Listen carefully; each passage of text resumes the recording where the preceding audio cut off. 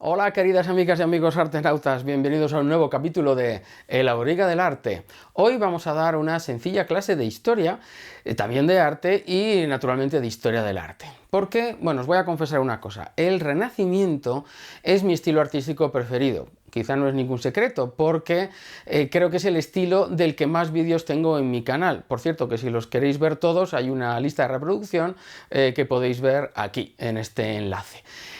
Pero me he dado cuenta de que, a pesar de que tengo tantos vídeos y más que voy a publicar, no tenía una introducción histórica o al contexto histórico del Renacimiento, como si tengo, por ejemplo, del Gótico, uno brevísimo que también podéis ver aquí si queréis.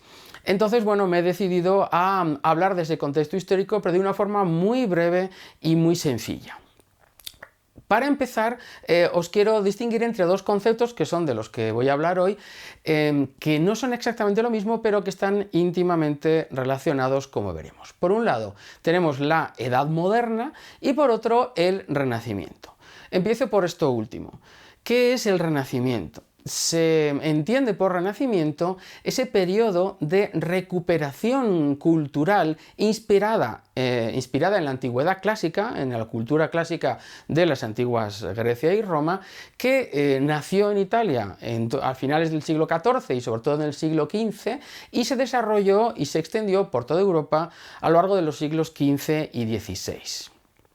Por otra parte, la Edad Moderna es esa edad dentro de la historia, la que viene después de la Edad Media y antes de la Edad Contemporánea, que empezó. Bueno, esto los historiadores no se ponen muy de acuerdo, pero se barajan dos fechas principales que marcan esa transición. Una, empiezo por orden cronológico, sería el año 1453, que es la fecha, el año de la toma de Constantinopla y por tanto de la caída del Imperio Bizantino en manos de los turcos, con consecuencias tremendas que después diré. Y la otra fecha es el descubrimiento de América, que ocurrió, como sabéis, el 12 de octubre de 1492. La cosa es que el concepto de renacimiento, lo que abarca, ha ido cambiando a lo largo del tiempo. Para empezar os diré que la palabra renacimiento viene del italiano rinascita, y en italiano ahora se dice rinascimento, que significa eso, renacer, renacimiento, de esa cultura clásica que, según ellos, según los humanistas del Renacimiento, se había perdido durante los 10 siglos de la Edad Media, que por eso la llamaron media, intermedia, y que ellos, los humanistas, la estaban recuperando. Pero al principio el Renacimiento abarcaba como concepto pues tan solo las manifestaciones artísticas de la Florencia del siglo XV. Pero luego ese concepto, ese contenido se fue ampliando hasta pasar a abarcar prácticamente toda la época y casi equipararse con el concepto de Edad Moderna. Es decir, a la Edad Moderna también se le conoce como la era del Renacimiento. Y bueno, para ser exactos, la Edad Moderna abarca más. Es decir, se podría clasificar o dividir entre la era del Renacimiento, que serían los siglos XV y XVI principalmente, la era del Barroco, con ya características distintas, que serían los siglos siguientes, XVII y parte del XVIII, y la última etapa de la Edad Moderna, que ya sería la Ilustración y el absolutismo. Pero bueno, al principio de la Edad Moderna sí que podemos hablar de verdadera era del Renacimiento.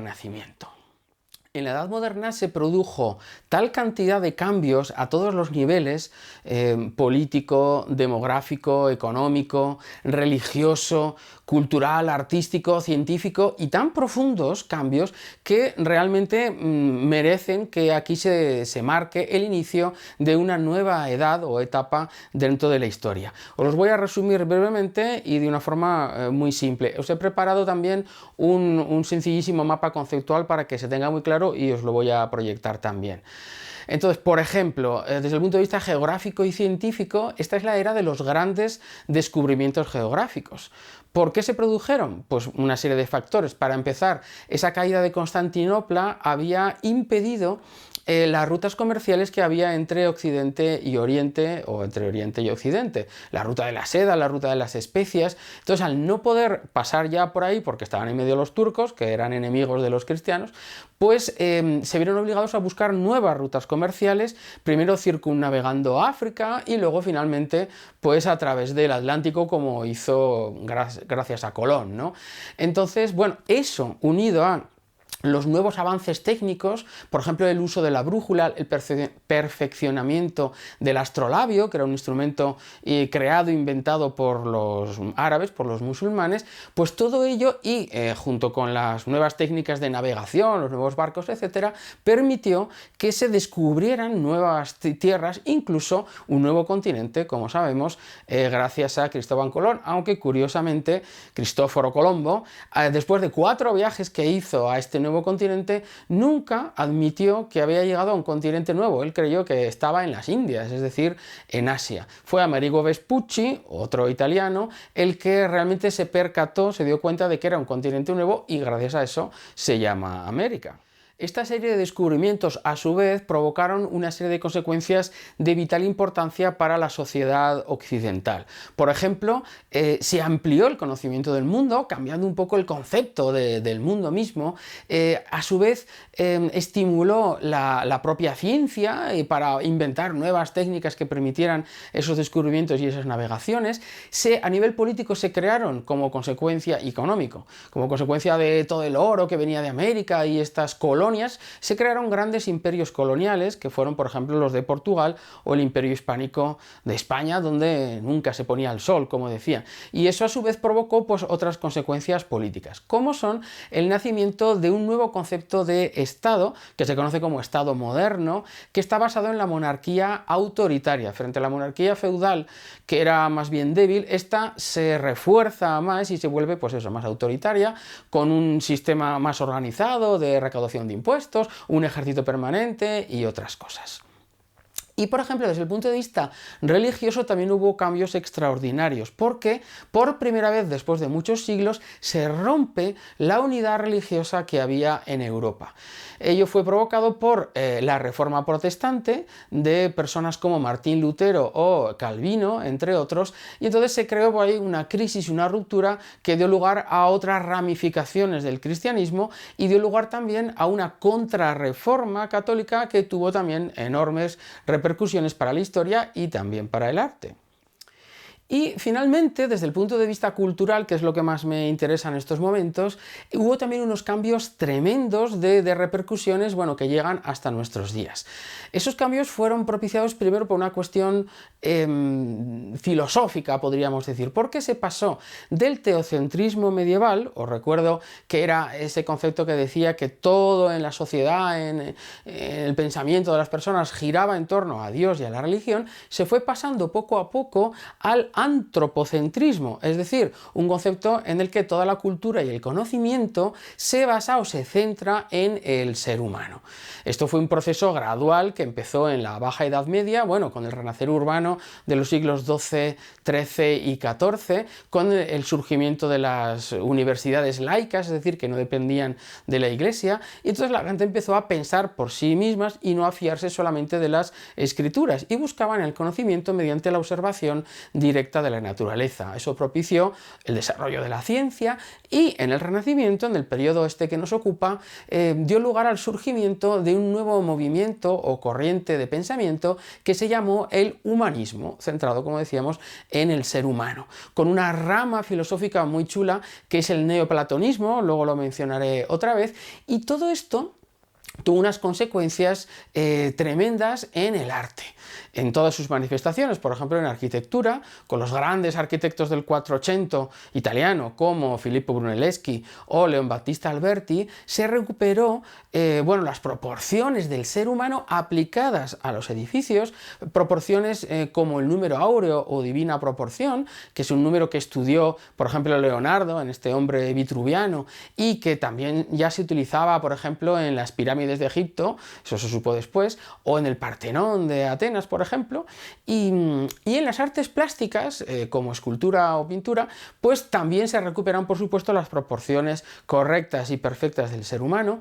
En pintura se redescubre la perspectiva geométrica, gracias a Masaccio, al propio Brunelleschi, o el uso de la geometría y las proporciones matemáticas en la composición de los cuadros, gracias a, por ejemplo, Paolo Uccello o Piero della Francesca, y naturalmente esculturas maravillosas como Donatello en el 400 o Michelangelo Buonarroti en el 500. El Renacimiento, como estilo artístico, nació en la Florencia del siglo XV. ¿Por qué en ese lugar y por qué en esa época precisamente? Pues bueno, no es fácil de explicar, pero voy a sintetizar diciendo que en Florencia, en el siglo XV, confluyeron una serie de factores que la convirtieron en un auténtico foco y hervidero cultural y artístico. ¿Cuáles son esos factores? Pues a ver, para empezar, en Florencia había bastante libertad, porque se trataba de una república, de una ciudad-estado, una república independiente y por tanto alejada de grandes influencias de imperios o de monarquías autoritarias o de la Iglesia, de los estados pontificios, con lo cual se podían autogobernar, tenían esa libertad. En segundo lugar, y no menos importante, había, señores, bastante dinerito, porque en Florencia había florecido, claro, si era Florencia, una rica burguesía mercantil e industrial. Es decir, era una burguesía dedicada sobre todo al comercio textil y a la banca, que habían hecho mucho dinero. ¿Y qué iban a hacer con ese dinero? No sabían qué hacer con él, entonces lo quisieron invertir en algo que les diese algo que ellos no tenían, que era prestigio. Pero patrocinando obras de arte podían ganar ese reconocimiento social que les faltaba. Así que de esta forma se creó el fenómeno del mecenazgo, es decir, grandes familias adineradas, no solamente la burguesía, también la nobleza o la iglesia lo hacía. Pero bueno, patrocinaron obras de arte, contrataron y protegieron a artistas y les encargaban obras de arte para ellos tener ese prestigio, y los artistas, por tanto, tenían mucho trabajo, muchos encargos. Así que mucha gente acudió a Florencia a trabajar. ¿Y cómo trabajaban? Pues este es otro factor. Florencia estaba muy bien organizada en talleres artesanales, talleres que tenían su propia estructura, su propia jerarquía, aprendiz, oficial, maestro o tal, con mucha gente colaborando, y esa estructura artesanal la aplicaron a la creación y producción de obras de arte. ¿Y qué más? Pues también había, muy importante, también había un gran, señores, conocimiento. Porque, bueno, ¿y por qué no lo había en otros lugares? También lo había en otros sitios de Italia y de Europa, pero se dio la circunstancia de que a Florencia acudieron muchos sabios huidos de Constantinopla. Recordáis que hemos dicho que se tomó Constantinopla, tuvo que salir toda la gente cristiana de allí y muchos acudieron a Florencia trayendo consigo sus conocimientos y, muy importante, textos manuscritos de los antiguos filósofos griegos y en especial de Platón. Aristóteles se había seguido conociendo durante la Edad Media, pero Platón no tanto. Y en Florencia se creó una famosísima academia, la Academia Platónica, que patrocinó Cosme de Medici y después su hijo Lorenzo el Magnífico, donde se tradujeron estos humanistas como Marsilio Ficino, Pico de la Mirandola, tradujeron los textos de Platón del griego al latín. Se convencieron de eso y eso generó una nueva corriente de pensamiento y nuevos conocimientos que naturalmente tuvieron implicaciones muy importantes en la simbología y en el arte. Por ejemplo, se volvieron a representar temas mitológicos, Botticelli es un gran ejemplo de esto, que antes pues más o menos estaban perdidos. Es decir, que ese momento de efervescencia cultural, pues digamos, explotó en esa creación artística maravillosa, ese momento brillante que se conoce como el Renacimiento. Bien, pues esto ha sido todo de momento sobre el Renacimiento. Si os ha gustado, sed buenos y dadle a me gusta. Hasta otro capítulo, amigos.